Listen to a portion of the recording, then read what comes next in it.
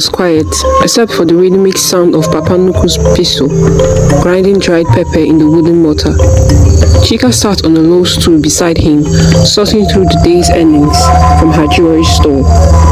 The day had been profitable, with several customers from the neighboring village of Amanko purchasing her coral bead necklaces and bangles. As she moved to store the earnings in the wooden box Papa Nuku had kept for her, she noticed him watching her with gentle intensity. His grinding had slowed, and she could sense the weight of words he was preparing to speak. The old man set down his pistol and dusted his hands on his wrapper. He reached into a small clay pot beside him and pulled out a handful of kola nuts. Papa Nuku cracked the first nut with practiced ease, offering half to Chika before taking his own portion. The bitter taste filled her mouth, familiar and somehow comforting. She had learned to appreciate this flavor that once made her throw up. He began to speak. At the end of the talk, Chika felt miserable and promised for the umpteenth time to be careful how she talked. The morning market in Ugochukwu village buzzed with activity around her mother's traditional jewelry store the next day. At 23, she had built a respectable business from nothing, transforming the small store her grandfather had given her into a thriving enterprise that attracted customers from neighboring villages. The irony wasn't lost on her that someone who had once lived in luxury now found satisfaction in threading beads and polishing shells. 8 years had passed since her father's death scattered her comfortable world like dust in the wind. His siblings had divided his wealth, leaving only a small plot of land for Papa Nuku and the burden of raising their spoiled niece. Those early years with her grandfather had been a painful education in humility. He had patiently taught her to cook, to clean, to find dignity in manual labor. He had corrected her arrogance and her tendency to look down on others. But the one lesson that never seemed to stick was learning to guard her tongue. Adaeze, one of her rich customers, approached Chika's store with the careful steps of someone carrying precious cargo. As the village's most skilled seamstress, she commanded respect and a steady income from the wives of wealthy farmers. Her wrapper was perfectly tied, her headgear impeccably arranged, and her smile held the warmth of genuine friendship. While examining a set of coral beads, Adaeze mentioned her concern about her younger brother, Emeka, who had been acting strangely lately. The conversation flowed naturally as they discussed family matters, but Chika's attention sharpened when Adaeze unknowingly revealed that Emeka had been borrowing money from different people without telling his family. The information settled in Chika's mind like a seed in fertile soil. She made appropriate sympathetic sounds while calculating how this revelation might connect to other whispered conversations she had overheard. By afternoon, she had shared Emeka's financial troubles with 3 different customers, each time framing it as concern for a friend's family. This pattern had become as natural as breathing. During her morning rounds to purchase supplies, she would gather fragments of conversation like a farmer collecting scattered grain. While selling her wares, she would weave these fragments into casual observations that left her customers feeling both informed and slightly uncomfortable. Her relationship with Obiora, the young carpenter who had been courting her for 6 months, suffered particularly from this habit. He was a skilled craftsman with blessed hands who saw past her difficult history to the woman she was becoming. Their walks through the village paths should have been filled with the excitement of new love, but with Chika's bad habits, there was always a problem to settle before they got home. During their last meeting, Obiora had grown unusually quiet as she described the herbalist's wife hiding money from her husband. His silence stretched until finally he spoke. The disappointment in his voice cut deeper than anger would have. He told her that loving someone meant protecting them from unnecessary knowledge, not burdening them with the weight of other people's failures. After he left, Chika sat alone by the stream, watching water flow over smooth stones. She recognized the truth in his words, felt the familiar shame burning in her chest. Yet, even as she promised herself to change, she knew the hunger for secrets had become part of her nature, as important as her heartbeat. Papa Nuku observed her struggles with the sad wisdom of someone who had seen this pattern before. His old hands moved steadily as he tended their small farm, always praying that no one comes to report Chika or insult him for raising her badly. In a community where everyone knew everyone else's business, secrets moved like underground rivers, surfacing in unexpected places. Chika was right in the middle of it all, as her jewelry business connected her with women from all kinds of backgrounds. She learned about marriages, trained by gambling debts, while selling silver bangles to desperate wives.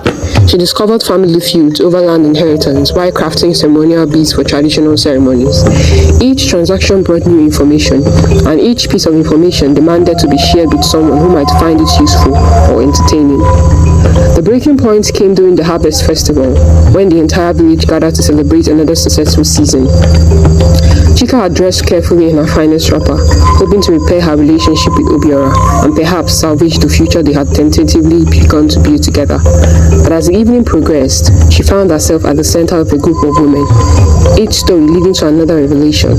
She shared details about the chief's son's secret marriage, the treasurer's mishandling of community funds, and the young pastor's questionable friendship with a married woman. The women listened with the hungry attention of vultures circling a carcass. By the time she realized what she had done, the damage was spreading through the festival like ripples from a stone dropped in single water. Obiora found her standing alone, near the drummers. He didn't speak immediately, just stood beside her, watching the celebrations she had unconsciously poisoned.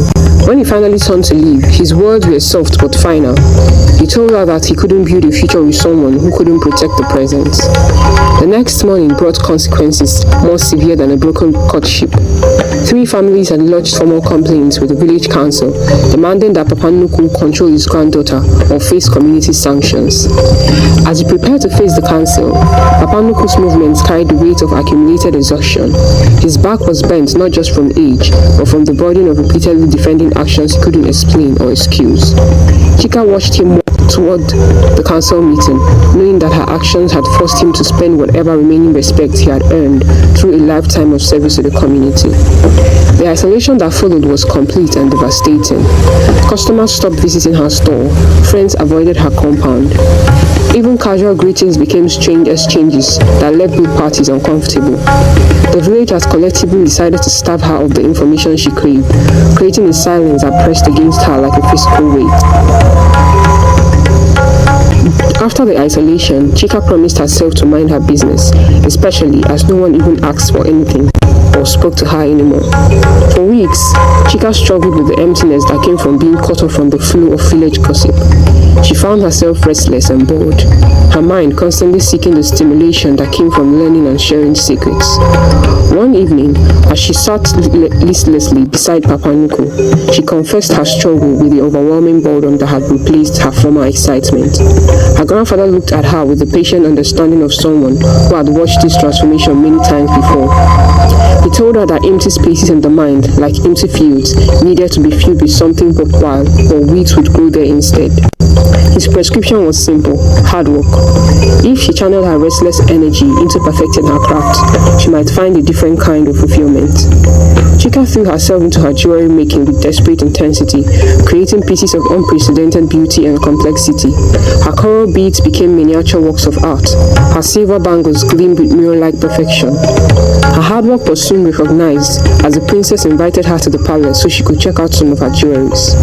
Chika was so happy, but at the princess's waiting room, she suddenly heard whispers. She remembered her father's words and withheld herself. But as the whispers continued, she lost control and rushed to the door. As she walked home, several thoughts were raging in her head. I shouldn't have heard this, she mumbled. Minutes later, she was back at home, but she was still restless. She swallowed her pride and went to her grandfather. How do you forget about something, Papa? She asked her grandfather after struggling for a while. And what did you hear? He asked in return, looking at her as if trying to see the truth. It's not necessary, Papa, she said. Well, if you don't tell me, you will end up telling the wrong person. I won't, she replied as she walked back to her room. Chika believed that since no one talked to her anymore, she would be forced to keep things to herself. One day in her shop, a rich-looking man who seems to come from another village walked into her shop asking for the right jewels for his new bride. And like that, they sat down as they started chatting deeply. It was as he waved her farewell that Chika held her head. She had finally sold out what she had in the palace to a total stranger. Now she couldn't even confide in her grandfather as she would be furious. She only prayed that nothing goes wrong. but she was wrong. About a week later, she came back from the market and was shocked at the stillness in the hut. Her grandfather was always busy and active at this hour, but it felt like he was not home. She walked around calling his name and was stunned to see him lying down on his bed, groaning with wounds all over his body. "Who did this to you, Papa?" she screamed. But while she tried asking him questions, two huge men stormed in and dragged her out. She was taken to a bush.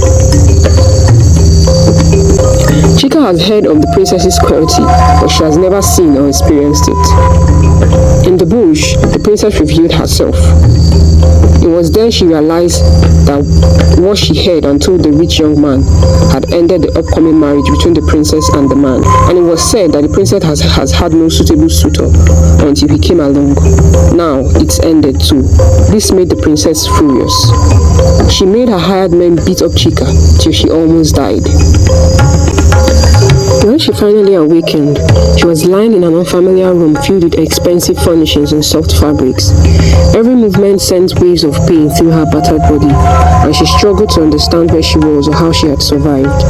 The merchant appeared beside her bed, his face showing a mixture of concern and something else she couldn't quite identify. He explained that she had been unconscious for 2 days, her injury was severe enough to require careful treatment. He had brought her to his own compound where his household staff attended her wounds. But there was more news, and his expression grew grave as he prepared to deliver it. Papa Nuku had not survived the beating he had received. The old man's body, already weakened by years of hard work and worry, had given out under the assault. The words hit Chika harder than any physical blow. The grandfather who had raised her, protected her, and loved her despite all her flaws was gone. Her careless words had not only destroyed the royal marriage, but had caused the life of the one person who had never given up on her. The grief that followed was unlike anything she had ever experienced. It was a pain that went beyond physical suffering, reaching into the deepest parts of her soul and leaving nothing untouched. She had lost everything that mattered, and the cause was her own inability to control her tongue.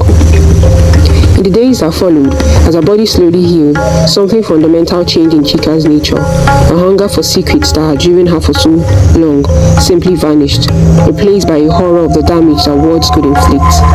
She found herself reluctant to speak at all, afraid that any casual comment might trigger another catastrophe. The merchant, whose name was Enkay, watched her transformation with growing understanding. He had seen the price she had paid for her weakness, and he recognized the genuine change that suffering had brought in her character. When he asked her to become his wife, it wasn't out of pity but from recognition of the woman she had become through tragedy. Chika never returned to her home village. The woman who had once been known for her loose tongue became famous in her new community for her discretion and wisdom. The tragedy had shown her something larger than herself, the terrible power of words to destroy lives, and the responsibility that came with knowledge. She had learned this lesson through the highest possible price, but she had learned it completely. She and her husband lived happily ever after.